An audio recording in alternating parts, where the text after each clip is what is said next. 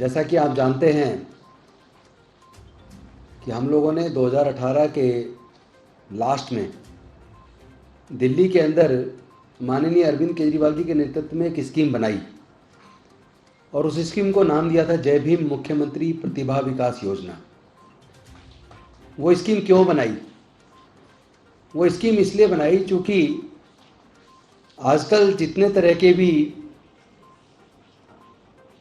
Professional courses हैं, चाहे वो मेडिकल हो, चाहे इंजीनियरिंग हो, चाहे क्लैट हो या दूसरे तरह के एग्ज़ाम हो या कॉम्पिटिटिव एग्ज़ाम्स हो नौकरी के लिए, चाहे सिविल सर्विसेज हो, चाहे बैंकिंग हो, चाहे रेलवेज हो, चाहे या कोई और एग्ज़ाम हो। एग्ज़ाम इस तरीके से डिज़ाइन होता है कि जो बच्चे कोचिंग लेते हैं केवल वही बच्चे सेलेक्ट हो पाते हैं। 99% केवल कोचिंग लेने वाले बच्चे सेलेक्ट हो पाते हैं, बाकी बच्चे नहीं हो पाते।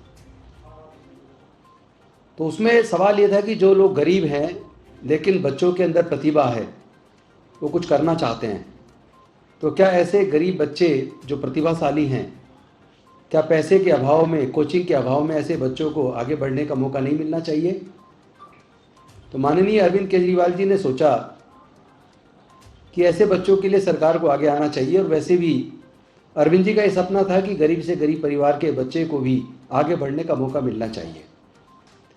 और उन्होंने एक टैगलाइन तय की कि प्रतिभा अगर है तो गरीबी बाधा नहीं बनेगी। इसी टैगलाइन पर जय भीम मुख्यमंत्री प्रतिभा विकास योजना माननीय अरविंद केजरीवाल जी के नेतृत्व में बनी। तो पहले साल इसमें 8 इंस्टीट्यूट एम्पैनल थे। उस 8 इंस्टीट्यूट में उस साल 4900 बच्चे, उन्होंने अलग अलग तरह के कोर्सेज में ट्रेनिंग ली। और बहुत सारे बच्चे उसमें मेडिकल में, इंजीनियरिंग में सेलेक्ट हुए, आईआईटी दिल्ली में सेलेक्ट हुए, डीटीयू में सेलेक्ट हुए, एनएसआईटी में सेलेक्ट हुए, एनआईआईटी में सेलेक्ट हुए, मेडिकल में सेलेक्ट हुए। तो तब तो केवल 8 इंस्टीट्यूट थे, लेकिन उसके बाद इसको हमने और भी अच्छे इंस्टीट्यूटों को इसमें एम्पैनल किया और टोटल इंस्टीट्यूट की संख्या 46 हो गई। उन 46 इंस्टीट्यूट में कोचिंग शुरू की। 1.5 साल करीब कोरोना की वजह से काफ़ी तकलीफ हुई, स्कीम में दिक्कतें आई, लेकिन अल्टीमेटली लगभग सितंबर अक्टूबर 2020 में हम लोग सफल हुए उस स्कीम को चालू करने में दोबारा से कोरोना से उभर कर।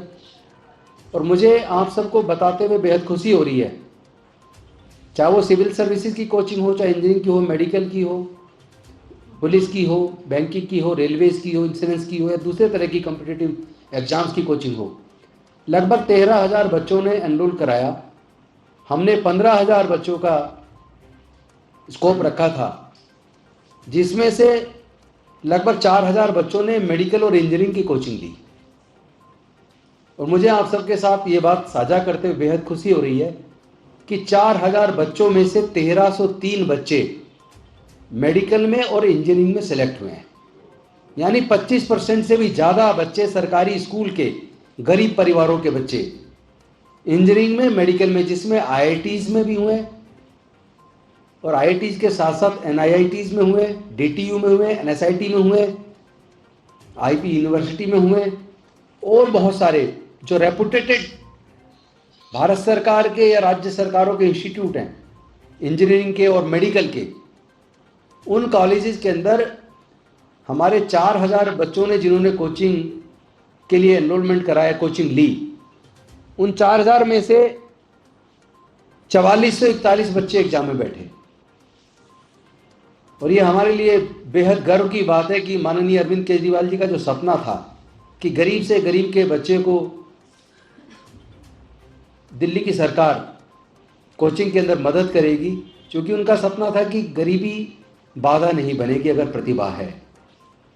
तो प्रतिभा अपने आप निकल कर आई जब अरविंद जी ने उनका हाथ थामा और उनको मौका दिया। ये हमारे लिए बहुत ही प्राउड का मोमेंट है कि 3,441 बच्चों ने ये एग्ज़ाम दिया 4,000 में से, और उसमें से 1,303 बच्चे इंजीनियरिंग में और मेडिकल में सेलेक्ट हुए। इससे अलग बाकी कोर्सेज में जिन्होंने कोचिंग ली, बहुत सारे बच्चे सरकारी नौकरियों में आकर उन्होंने ज्वाइन कर लिया।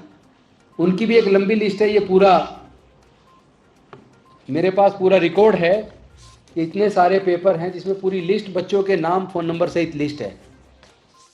और हमने सोचा कि कहीं हमारे पास जो डाटा डिपार्टमेंट से अलग अलग इंस्टीट्यूट के माध्यम से आया, कहीं उसमें कुछ गड़बड़ तो नहीं है। तो हमने अपने यहाँ से खुद लोगों से फ़ोन करवा के पता करवाया, तो पूरा डाटा एकदम एक्यूरेट निकला।